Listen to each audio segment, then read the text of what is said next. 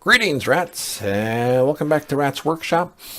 I thought that since this was the first of the month, I would, of August 2017, that I would throw up a little update onto the status of Rat's Workshop. So the main thing to point out is that we're going to continue to have our campaign. I've posted a few since the last update. I got all my files together. I got a new editing software and I got a new recording software, and I know people like OBS, and OBS is great, but I am so not computer literate that it just was irritating for me. A lot of the stuff that I talk about is for me. I work in a profession that has almost nothing to do with computers. It's a health profession, and back when DOS was a thing, I was pretty good, but I just have never kept up because, who cares? If you can't find a software that works for you, there's like 5 different other ones out there that you can get. So I got something different. So last session, we were playing on Roll20, and like I had mentioned before, we weren't using the voice in the video anymore because it's horribly inconsistent.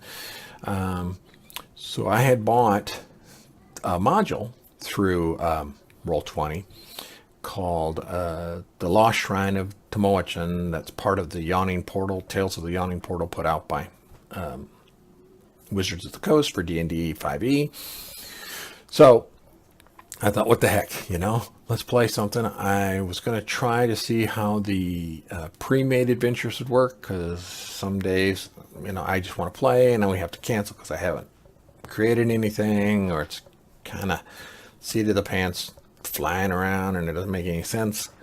So we're going to test that out. So we did. I bought it and we tested it last weekend, and it was working fine. When it comes right out, and I was whining about this too, when it comes right out in the module and says, hey, if you use dynamic lighting, there's a pretty good chance you're going to have lag. Well, I don't want to hear that. I want to hear we made dynamic lighting and it works great. Now, we made dynamic lighting, it may or may not work great. It'll work, but it might not work great. So we were playing in it, and we did it. We got all the way there, and this will be in the next episode. You'll get all this stuff up. I'm going to edit out all the whining, but yeah, all the way up to where it stopped working. Now, how it stopped working is we got to the first encounter, and when I pulled up the creature to get its attacks, they were all blank on the character sheet. And I mentioned this in the session. I'm pretty sure if I had been using the OGL 5e character sheet that Roll20 actually puts out, it probably would have worked perfectly. But we've been using the shaped sheet that's been done up because it's much easier to read. It's much easier to, more stuff is automated, so you're able to just click on things and things happen. When you level up, things get put on there faster and that sort of thing. And I had a lot of help getting APIs set up, so I had all kinds of fancy crap going on. And whenever you watch my videos, you always see that little cursor that goes from character to character, so you can see who's going next and that sort of thing. So by using the shaped sheet, it wouldn't populate any of the attacks. So we got to the first encounter and I couldn't make the creatures do anything. I could see the attacks and the actions and whatever powers it had when I would go into the edit mode of the sheet, but it wouldn't do anything. And I could have just gone, okay, well, we'll just play it like it's a table. I'll just read it and we'll do stuff. But I think I've harped on this quite a bit. I'm paying $100 a year for this service because all the cool stuff in Roll20 you have to pay for. People like to mention that it's free, and it is free if you're just going to play. But on the other side of that coin, well, it's not really us, but comparatively, Fantasy Grounds is also free if all you're going to do is just play. So if you're just playing, you can use either one. To get the really cool stuff like the voice communications, the video communication, those come free with Roll20. but to get some of the cool stuff like the API scripts working and the dynamic lighting and all these little doohickeys and whatchamacallits that they say are so great for Roll20, and it is pretty good. I've played in some campaigns with some DMs, one-shots where they really had it worked out, and it worked beautifully. I mean, it's one of the things that sold me on Roll20. But it appears that they're far more computer literate than I am. So we couldn't get it. We hit just a jam right there. I bought the module.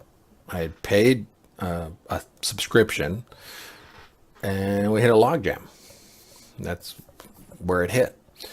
So next session, we're going to continue from the point where we stopped the first encounter in Fantasy Grounds.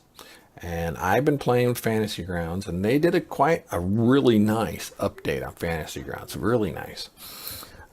Still no dynamic lighting, but I'm not really sold on dynamic lighting, because when you're playing at the table face to face, there's no dynamic lighting. It's fog of war because you're drawing out everything as you go, but there's no dynamic lighting, and I'm not a big fan of the dynamic lighting because there's no representation on the screen of where you have been. Now, if you want to take time and draw a map on a piece of paper while you're going, that's fine. I mean, that's kind of how you do it on tabletop. Not really, but kind of. But it's also going to slow down play, that sort of thing. So status is next session we're going to be doing Fantasy Grounds. We're going back to Fantasy Grounds. We had been at Fantasy Grounds before, and we liked it. We stopped Fantasy Grounds to go to Roll20 because it had the video and the voice, and that's really what we wanted. Because we had voice before, but we want a video because we're friends. One of them is my old friend from high school who introduced me to Dungeons and Dragons. The other one's his son. So we want to be able to see each other. Now that we're not using the Roll20 built-in integrated video and voice, we're using something else. The reason we went there is just not there anymore. So we're leaving that and going back to Fantasy Grounds. So the next session will be Fantasy Grounds. To go with that, I'm going to start doing some tutorials. They're not professional at all. It's just me babbling and showing how to do things on a chalkboard. The first one's already up on how to join a campaign.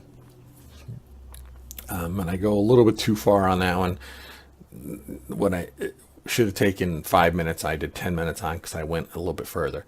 But so how to join a Fantasy Grounds game, how to open up the module so you can see the player's handbook and that sort of thing.